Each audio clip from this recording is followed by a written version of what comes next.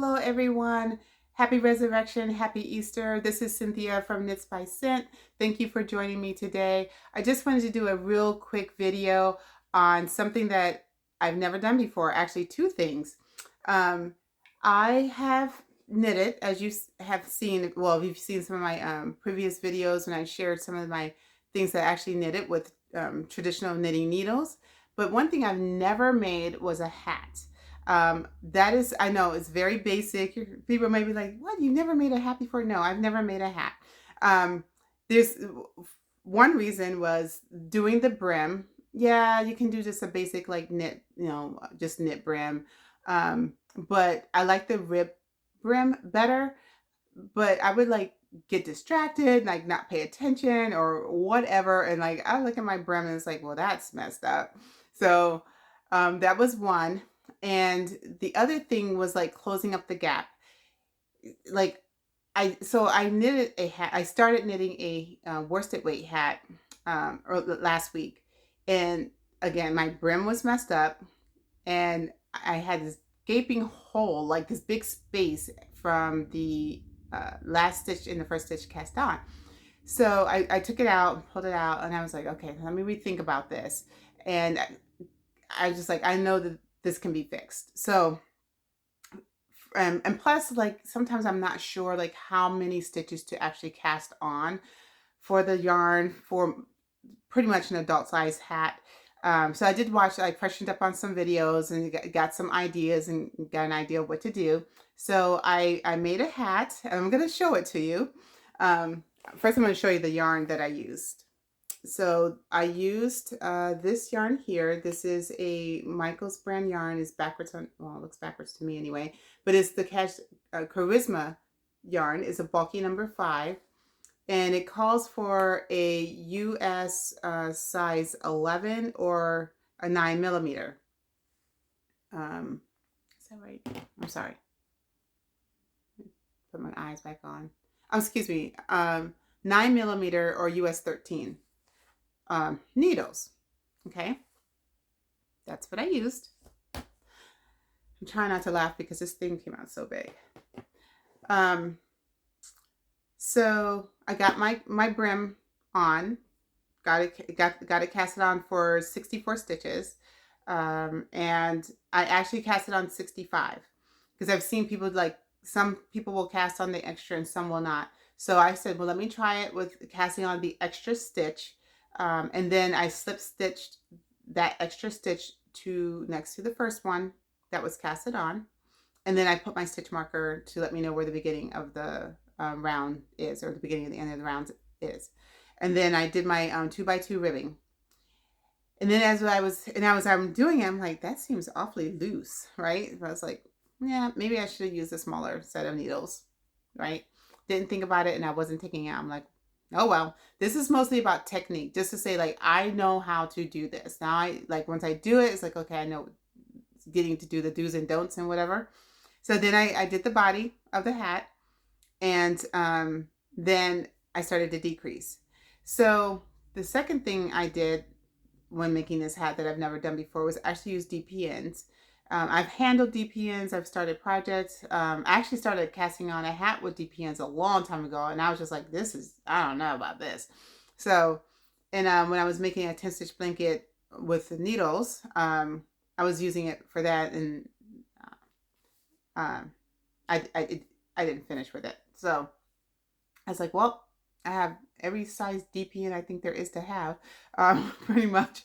I have a lot of them. Like it was a big old pack that had from I think like a 2 up to probably a 13 millimeter, that is. Or I mean, I'm sorry, US 13. So anyway, so I just took my time with it and I got that done. So I was really proud. So I was able to do that, and but yeah, the hat is really big. It's way bigger than I thought it would be, based on the size of the needles. And I'm also realizing that my tension is a little loose. So are you ready? Here it is. It's nice and soft. It's really, really soft, but it's big. So I put, look at this thing. It's big. So But it's a nice, super slouchy hat. And I have a lot of hair, my locks and things. So, you know, get that on there kind of straight. There we go. There. So I'm like, you know what? I'm going to keep my hat. I like it. I was thinking about like, well, I could take it out and just do it over, but why? I have like more yarn. I have a ball there, and I think I have another one in this two more balls of this yarn. So it's fine. So yeah, so I'm like, hey, I'm so proud of me. Like I actually knitted a hat. Um, and I am gonna make another one because I was hanging out with one of my friends the other day, and I had the hat, and she's does a little bit of knitting. Um, and she's like, oh, I like the colors and stuff. So if this one comes out correctly, I will gift that to her. So I cast it on using, what size needles are these? Okay, so this is a 7 millimeter because again, I think with my tension being as lucid as it is, I don't want to make another super slouchy hat like that. Now, if somebody wants that, that's different. And I also didn't have a size 16 needles, so I'm trying this magic loop thing, which I did do a little bit um, with a different project, and it's okay. But these needles are inexpensive. Let me just put it that way. And so it doesn't slide along the wood very easily. And this plastic down here is like, oh goodness gracious. So anyway, I am going to try to find a pair of I prefer the metal needles so far. Um, See if I can find a size 7 millimeter in metal, or I don't know, maybe plastic, I don't know. But I do have a size 8 millimeter in the 16 inch. Um, and so I remembered today that one of the viewers had said, with like even with their bamboo, they put beeswax on it. So I had to go to Walmart after church and went to see if they had beeswax, but of course they didn't have it. What I was looking for anyway, they didn't have. So that's okay. I will get some at some point because I think it's good to have, because I do have other wooden, tools and things like that. So it would be good to have. So, but I really just wanted to share my first knitting needle hat. And yeah. So that's that. You might see me again on Tuesday. It might be Tuesday when you see this. I don't know. But I'm going up to New York to see my kids and my grandbabies. And I might try to do a video with my younger daughter, and she does loom knitting. She did try crocheting, and I think it was a little bit like different, challenging, which I totally get that. Sometimes when you're first starting out, it's hard to get it, and we don't live like next door to each other, unfortunately. So, but yeah, so I'm gonna see if I can get her to be on my YouTube and maybe talk about some projects and things that she's doing, and yeah. So there's one thing I do want to say. So I when I posted the how to make my rendition of the 10 stitch blanket using the loom, and I'm glad that a lot of people were inspired. I'm very happy about that. I hope I explained things well enough that you understood and could see what I was doing. Um, but someone had made a comment, and I've heard this comment before from other YouTubers, like it had been said to them or whatever, that it's fake knitting. And I just want to say, like, loom knitting is not fake knitting. It is a different form of knitting. It's been around since like the 16th century.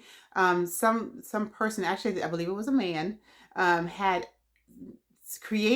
started making the looms in the round, and actually had made a pair of socks for somebody in royalty, like back in the 1600s. So this is not like this new thing that just started, in the last decade or so.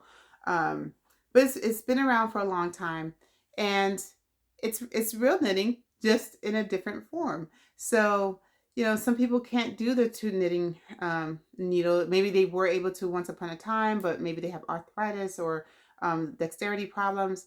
or maybe they never had and they try and they just like, I just can't get this. You know, whatever the case may be, I'm just glad that there's a tool out there for people who like knitted projects, that they have a means of creating things with using a loom that's easier for them to do. So yeah, I just wanted to share that tidbit of information, and that's all I have. So if you like my video, please give me a thumbs up. And if you haven't subscribed and you would like to know when I post another video, hit the subscription button and hit the bell so that you know when I'm posting. And I hope you all are having a sunshiny day like I am here in Virginia. And if you're not, well, find the sunshine within. Okay, but I do hope you all have a wonderful and blessed day and get to enjoy your family on this beautiful and glorious day. All right, everybody, take care, be blessed, peace out, and I'll see you next time.